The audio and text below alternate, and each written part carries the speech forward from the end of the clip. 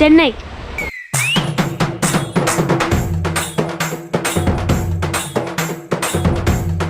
ഭണ്ഡാരം. ഞാൻ വെക്കും വേണ്ടി ഉള്ളിൽ കച്ചറുണ്ടാക്കി ചെക്കന്മാരൊക്കെ മാറ്റി അടിപൊളിയായി. ഹലോ ഗൈസ്, ആദ്യമായിട്ട് ഷിറിനെയും കൊണ്ട് നമ്മൾ ടൂർ പോവാണ് ട്രെയിനിൽ. മൈസൂരിൽ നിന്നാണ് നമ്മൾ കയറുന്നത്. സന്തോഷം. നല്ല സന്തോഷം ഉണ്ടാവും. എന്താ ഞാനിങ്ങനെ ആദ്യമായിട്ടാണ് ഫസ്റ്റ് എക്സ്പീരിയൻസ്. ഉറക്കെ പറയണം. ഞാൻ ഇതുപോലെ ആദ്യമായിട്ടാണ് ട്രെയിനിൽ ലോങ് യാത്ര പോകുന്നത്. നമ്മളെങ്ങോട്ടാ പോകുന്നേ? ചെന്നൈ. ഉറക്കെ പറയും. ചെന്നൈ. നമ്മൾ മൈസൂരിൽ നിന്ന് എവിടെയാണ് നട്ടപ്പാതിരക്ക് എത്തിയിട്ടുള്ളത്? ബാംഗ്ലൂർ. ബാംഗ്ലൂർ ഏത് സ്റ്റേഷൻ? ഒന്നായിട്ട് ഉണങ്ങിക്കില്ലോ, മത്തി പോലെ ഇരിക്കില്ലോ.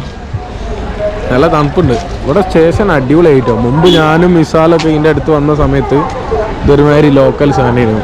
ഇത് കണ്ടിട്ടൊന്ന് ഡൽഹി എയർപോർട്ട് പോലെ ഉണ്ട് കേട്ടോ. നല്ല ഇന്റർനാഷണൽ ലെവലായില്ലേ.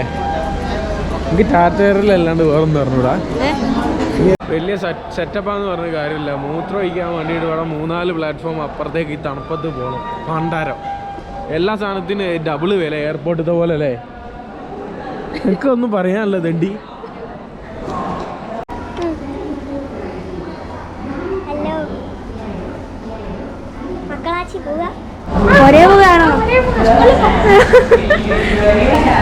ബാംഗ്ലൂർ എന്താ കാര്യം?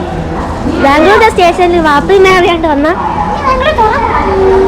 ബാംഗ്ലൂര് ടൂറിനൊക്കെ വന്നാ പോരേന്ന്. ഹലോ, എല്ലാവർക്കും അറിയുന്ന കാര്യമാണ്, പക്ഷെ അറിയാത്തവർക്ക് പറഞ്ഞുതരാം. നമ്മളിപ്പോൾ റെയിൽവേ സ്റ്റേഷനിൽ നമുക്ക് എന്താ പറയുക, മൂത്രമൊഴിക്കാനുള്ള സ്ഥലം കിട്ടിയില്ലെങ്കിൽ വേറെ ഏതോ ട്രെയിൻ നോക്കുക, പോവാൻ മൂത്രമൊഴിക്കാൻ തിരിച്ചിറങ്ങുക. പക്ഷെ നമ്മളെ മറ്റേ വണ്ടീൻ്റെ ടൈം നമുക്ക് കറക്റ്റ് അറിയണ്ടല്ലേ, പണി താങ്ങും. മൂത്രമൊഴിച്ചു വന്നു ഗൈസ്.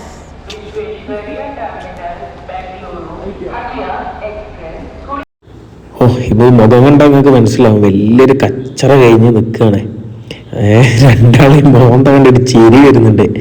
ഇതിൻ്റെ കഥ എന്താണെന്ന് വഴിയേ പറയാം. ഭയങ്കര ഡേഞ്ചർ കഥയായിപ്പോയി. ജസ്റ്റ് രക്ഷപ്പെട്ടതാ. ഇനി വരുന്ന സമയങ്ങളിൽ ഞാനത് പറയുന്നുണ്ട്. ഓക്കെ, ഇതെൻ്റെ 3ാമത്തെ ചെന്നൈ വിസിറ്റാണ്. ഞാൻ ജന്മന ഒരു ഊരുതണ്ടി ആയതുകൊണ്ട് തന്നെ എനിക്ക് ഏറ്റവും ഇഷ്ടപ്പെട്ട ഒരു സ്ഥലങ്ങളിലൊന്ന് ചെന്നൈ തന്നെയാണ്. ചെന്നൈനെ പറ്റി പറയാനാണെങ്കിൽ ഇന്ത്യയിൽ തന്നെ ഏറ്റവും പഴക്കം ചെന്ന സിറ്റികളിൽ ഒരു സിറ്റിയാണിത്. നമ്മളെ ഈസ്റ്റ് ഇന്ത്യ കമ്പനി ബ്രിട്ടീഷ് ആൾക്കാർ വന്ന് കുറ്റിയടിച്ച് ഇവിടെ ഡെവലപ്മെൻറ്റ് ചെയ്ത ഇന്ത്യയിലെ കുറഞ്ഞ അടിപൊളി സിറ്റികളിൽ ഒരു മെയിൻ സിറ്റിയാണിത്. 1639 ഈസ്റ്റ് ഇന്ത്യ കമ്പനി ഇവിടെ വന്ന് മൊത്തം ഡെവലപ്മെൻറ്റൊക്കെ ആക്കിയത്. ഇന്ത്യയിലെ ലോങ്ങസ്റ്റ് ബീച്ചായിട്ടുള്ള മറീന ബീച്ചൊക്കെ ഇവിടെ തന്നെയാണ്. ഓട്ടോമൊബൈൽ ക്യാപിറ്റൽ ഓഫ് ഇന്ത്യ എന്നും ഇവിടെ അറിയപ്പെടും. വലിയ വലിയ കമ്പനികളുടെ പ്രൊഡക്ഷൻ യൂണിറ്റുകൾ BMW, ബെൻസ് അങ്ങനെ തുടങ്ങിയിട്ട് എല്ലാം ഇവിടെ തന്നെയാണുള്ളത്. പിന്നെ മദ്രാസ് എന്നായിരുന്നു പഴയ പേര്. ചെന്നൈയിൽ നിന്ന് 1996 ആക്കിയത്. ഇന്ത്യയിലെ തന്നെ ഏറ്റവും പഴയ ക്രിക്കറ്റ് സ്റ്റേഡിയങ്ങളിലൊന്നായ MA ചിദംബരം സ്റ്റേഡിയം ഒക്കെ ഇവിടെ തന്നെയാണുള്ളത്. കോളിവുഡിൻ്റെ തമിഴ് സിനിമൻ്റെ മെയിൻ ക്യാപിറ്റൽ ഹബ്ബാണ് ഇവിടെ.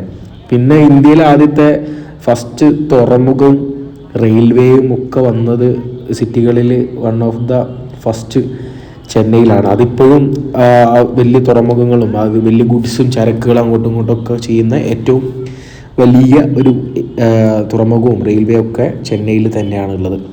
പിന്നെ ഇവിടുത്തെ ഒരു കോമഡി എന്താണെന്ന് വെച്ചാൽ ഇവിടുത്തെ ആൾക്കാർ ഇവിടുത്തെ ചൂടും ഈർപ്പവും ഹ്യൂമിഡിറ്റിയും ഒക്കെ കാരണം എപ്പോഴും പറയാറുള്ളതെന്ന് വെച്ചാൽ ഇവിടെ ചൂടില്ല, ചൂടിൻ്റെ വേറെ വേറെ ടൈപ്പുകൾ മാത്രമേ ഉള്ളൂ എന്നാണ്. എന്തൊക്കെ തന്നെയാലും ചെന്നൈക്ക് ചെന്നൈൻ്റെതായൊരു ഭംഗിയും അതിൻ്റെ ഒരു കൾച്ചറും അതിൻ്റെ റിലാക്സേഷനും ഉണ്ട്. ഒരുപാട് ആളുകൾ പണ്ട് മുതലേ വന്നു പോകുന്ന സ്ഥലമായതുകൊണ്ട് തന്നെ വരുന്ന അതിഥികളെ അവർ മാനേജ് ചെയ്യാനും അവരൊരു പുറമുള്ള വരുത്തന്മാരായിട്ട് കാണാതെ സ്വീകരിച്ച് അവർക്ക് വേണ്ട കാര്യങ്ങളൊക്കെ തുറന്നു കൊടുക്കുന്ന ഒരു മഹാനഗരമാണ് ചെന്നൈ. ഇവിടെയുള്ള ഓരോ ചെയ്തൊരു കാര്യം എന്താ അറിയോ, ട്രെയിനിൽ പെരമ്പൂർ എന്ന് പറഞ്ഞ സ്റ്റേഷനിലായിരുന്നു ഞങ്ങൾ ഇറങ്ങേണ്ടിയിരുന്നത്. അപ്പോൾ അവിടെ ഭയങ്കര തിരക്കായതുകൊണ്ട് ഇവള് പറഞ്ഞു ഭയങ്കര തിരക്കാ, തിക്കും തിരക്കും, ആൾക്കാരുണ്ട്, ഇറങ്ങാൻ പറ്റില്ല. അപ്പോൾ അങ്ങനെ ഞാൻ വെക്കും വേണ്ടി ഉള്ളിൽ കച്ചറുണ്ടാക്കി ചെക്കന്മാരൊക്കെ മാറ്റി അടിപൊളിയായി. അപ്പം ഇവളെ വിളിച്ചിട്ട് ഇവളെ എടുക്കുന്നേ ഇല്ല. അപ്പോൾ വണ്ടി ഇങ്ങനെ നീങ്ങുന്നുണ്ട്.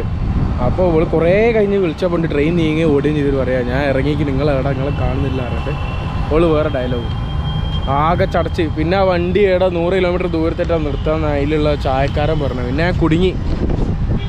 പിന്നെ അയാൾ പറഞ്ഞു ചാടിക്കോ, വേറെ ഒന്നും നോക്കാനില്ല. അവർ ഓള് ബീവി ആടാണ് അങ്ങനെയാണെന്ന് പറഞ്ഞു. ബീവി കോവി.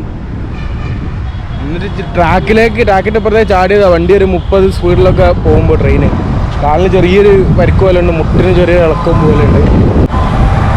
ഏതായാലും അവിടുന്ന് ഓട്ടോറിക്ഷയൊക്കെ വിളിച്ച് ട്രെയിനൊക്കെ കയറി കുറച്ച് നേരം 1 മണിക്കൂർ 2 മണിക്കൂർ അയിമേൽ പോയി. അപ്പോൾ ഇവിടെ എത്തി. കുറച്ച് മൂടുമ്മൽ അതുണ്ട്, അവിടെ പെട്ടെന്ന് പോകുന്നില്ല. പോവായിരിക്കും. നല്ല വെയിലുണ്ട്, ഉച്ചയാണ്. ഫുഡ് കഴിച്ചിട്ട് ഇനി റൂം നോക്കണം, എന്നിട്ട് മറീന ബീച്ച് പോകണം.